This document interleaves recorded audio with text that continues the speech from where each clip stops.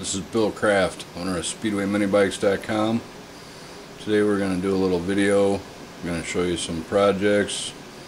I'm going to show you some tooling that's used in the process of rebuilding some of these engines for these Speedway mini bikes that I have a passion for.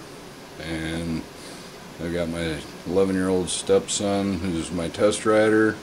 I'm going to give you some footage of him riding these bikes and show you some pretty cool stuff. So just sit tight and enjoy the video. Thanks.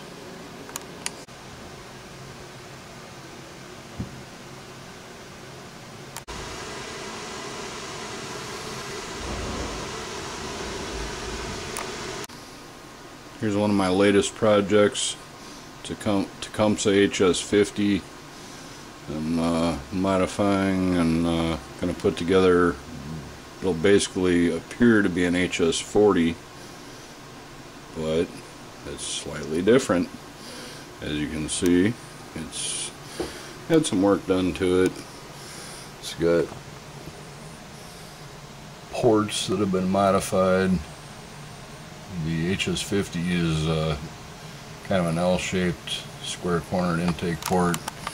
This has been DevConned up and ground out so it'll accept the HS40 intake without any issues, and no air leaks. That's a big plus. Here's the internals, piston, billet connecting rod. This one's going to receive a Delorto carburetor. The cylinder head is a vintage gem piece. It's been a little bit modified to fit the block a little better.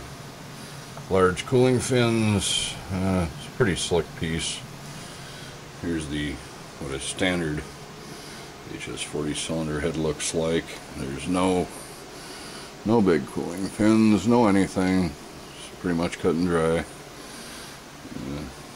The reason I'm going with the HS50 is pretty much because of the size of the piston difference.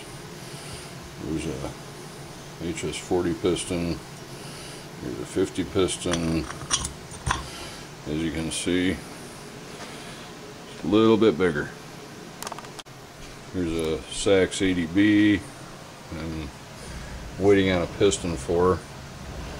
Everything else is ready to go. New crank bearings, seals, so on and so forth.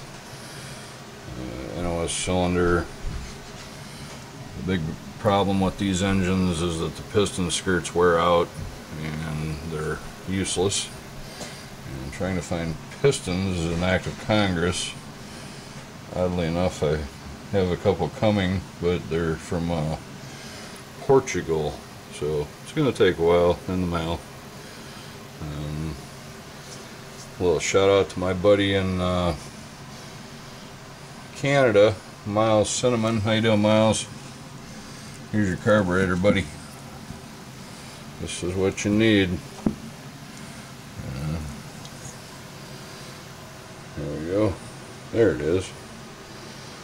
It's NOS Bing 1-17-132, which is OE on these Sachs engines. Unfortunately, they're impossible to find. This is a real nice one, but it's not for sale. Sorry, buddy. Hey, Miles, this is the what you're going to need to put that crankcase back together. You're going to need a couple of these bearings. These are what I use. The crank seals are, there's the size on them there, 17 by 30 by 7. I tend to use a premium quality seal, and when you put the crankcases together you don't need a gasket. Use this. It's good stuff. Just basically glue them together and it works quite well. The problem with these Sachs pistons is they tend to wear the skirt out. It's probably because the piston itself is so long. What happens is it gets to rocking around in the hole after time, and it just tapers the shit out of the piston, and what happens is it starts to sound like it's knocking, and the end result is it wears the rings all stupid, and before you know it, the thing won't run. This piston's been moly coated. I attempted to think that it would take up some of the tolerance on the lower part of the skirt. Well, it really didn't. This piston is substantially tighter and the skirt isn't nearly as worn, but it has an issue with the ring grooves where, I don't know, it must have broke a ring or something happened. So I'm not going to use it. So we might have to ship this one to Canada as a freebie, and maybe it'll get my buddy by, because he's in the same position I am with these pistons, and they're just impossible to find. When I rebuild an HS40 or 50 or what have you, this is what I use to do my cylinder work. I do it right here. It's an old spray gun cleaning tank that I've modified. It's got a removable steel plate in it that I can bolt the engine to. I can do all my honing. This particular HS40 is receiving an 80 over Wiseco piston, single compression ring.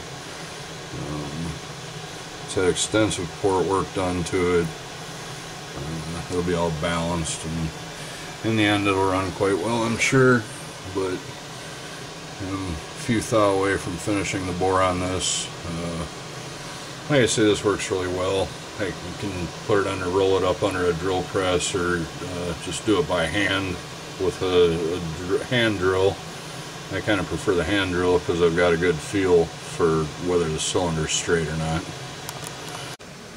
Here's the hones, various hones that I have that I utilized to oversize these aluminum cylinders. Got a 2 5/8 truing sleeve that works really well. If the stones aren't straight, the bore is not going to be straight, so you have to take that into consideration. Everything's got to be straight and round, or you're kind of wasting your time. Got the hones, extra stones, got plenty of other extra stones. When you're doing these engines, you got to make sure you measure everything over and over. So I have plenty of measuring devices, bore gauges and micrometers and dial indicator. Got a nice digital scale for when I balance them. Get into plenty of micrometers, more micrometers and more micrometers and more micrometers. You got to be able to see, so these headsets work really well. You'll see these used a lot, like in a veterinarian's office and that. They really help you to see, which is a big help. Here's a New Way seat cutter, which I really like. This thing has cut more valve seats than I can even remember, but you can do nice triangle valve jobs with them. It's well worth the money, but you do need to learn how to use it. They're a little bit tricky. Here's one that is for cutting the valve itself. A lot of times the valves, the stem is so worn that they're pretty much junk, but if you can salvage it, this will take care of it for you. But it's amazing how much stuff you need to rebuild one of these little things just to get it right. And I don't know, maybe I'm a little anal about it, but I don't see any point in doing it wrong. So if you're gonna do it right, you got to have the stuff to do it. So here it is. When it comes to parts, this is one of my storage roll-arounds that I like. Everything is in its place, tagged and bagged, and at my fingertips, easy to find. So pretty big and heavy, but it holds a lot of stuff. So all the small pieces pretty much have a home here. We got some HS40 core engines and a few that have been built, some that are ready to go. Got a few of the Sachs 80s that are ready to go. These little engines are sweet. We got a bike that I put one on. We're going to take out and ride today, and you'll hear it run, see it run. Nice little engine. I wish I had a few more of them, but at the time I just don't. They come up once in a while, but they're really hard to get parts for and a little bit time consuming to fix, but that's life.